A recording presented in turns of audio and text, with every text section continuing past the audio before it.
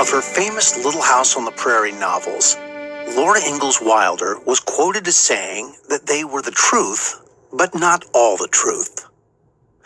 There was much about American life on the frontier during the 1870s and 1880s that Laura simply didn't address in detail. She was writing from her perspective. She was writing from her time. She was writing fiction largely built upon experiences that she had seen in her own life. Doesn't mean that everyone thought this way. Doesn't mean that everyone lived their lives this way. It's just a part of the puzzle. I think what's important, though, is if you want to have a look into what life was like at that time, Laura Ingalls Wilder is one person whom you can read.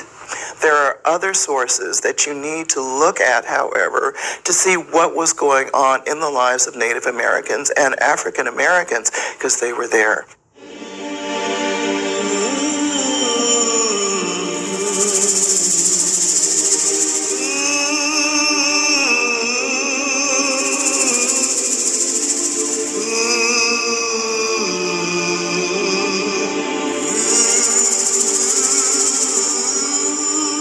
As Laura was coming of age, there was a great migration out of the South of African Americans who moved out of the South into Kansas.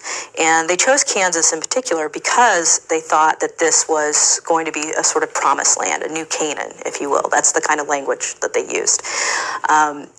Kansas has a long history of professing to be the quintessential free state, and it has professed to promote a kind of equality that didn't exist in other parts of the country.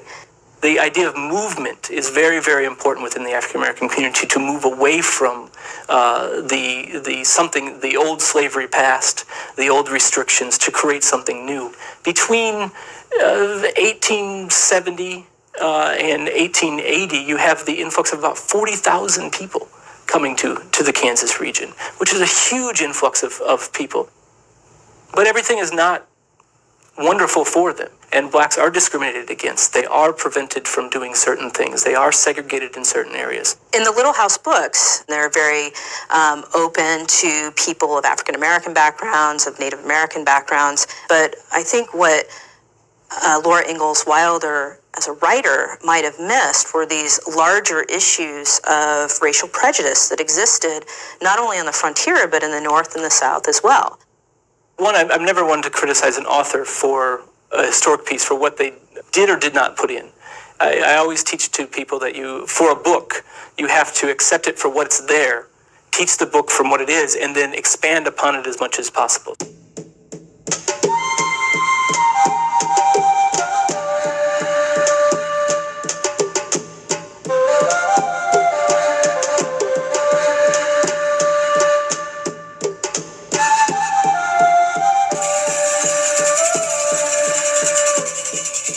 We tend to think of Native Americans or Indians as being this one monolithic group that just thought the same and operated the same, and that was not the case. They were different groups, different tribal groups with different beliefs, sometimes different systems, and they would fight amongst each other. They did not like each other sometimes. So, I mean, into this mix, then you throw African Americans and you throw whites, which were not all white at the time.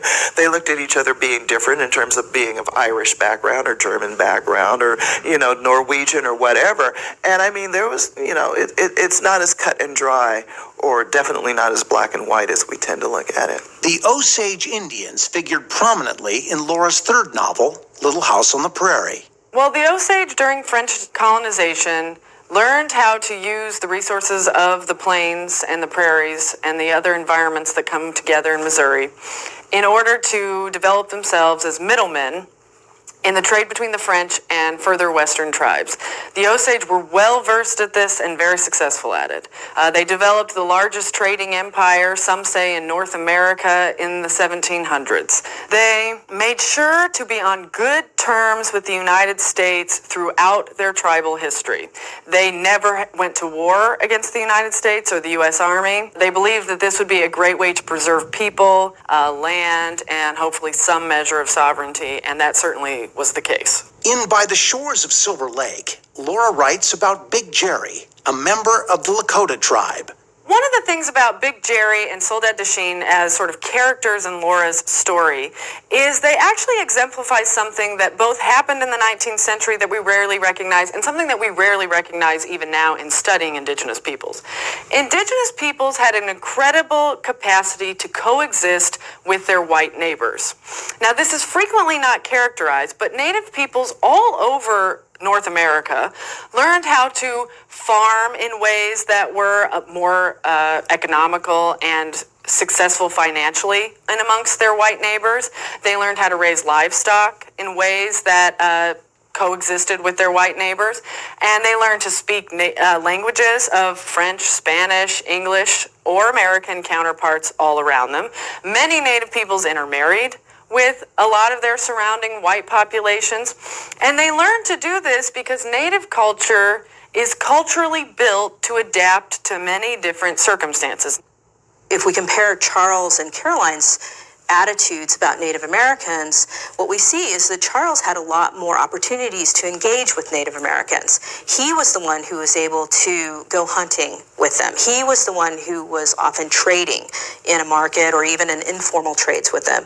Whereas Caroline, I think, had fewer opportunities to engage with them on a day-to-day level. Although I think it is not the center of her text, I think that Laura does provide a very subtle critique and question, particularly in terms of Indian policy in several places where she discusses it.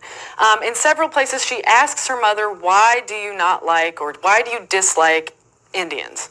And her mother has varying answers. But Laura's questioning of this and retelling of this questioning is unusual in terms of texts and literature about Indian policy.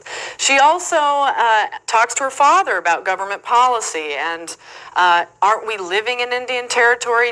Doesn't this belong to Native peoples? Why are we expecting that they will move?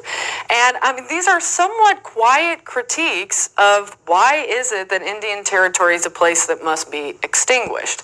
And I think in classrooms that discuss this text, these would be great conversation pieces for students.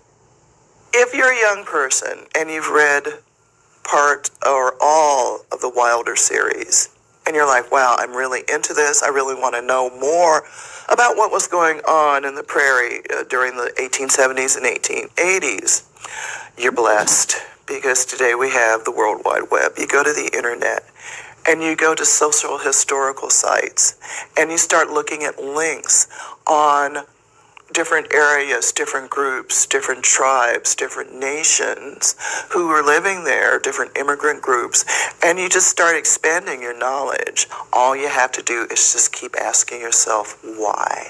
Who were these people? The answers are out there. You just have to look.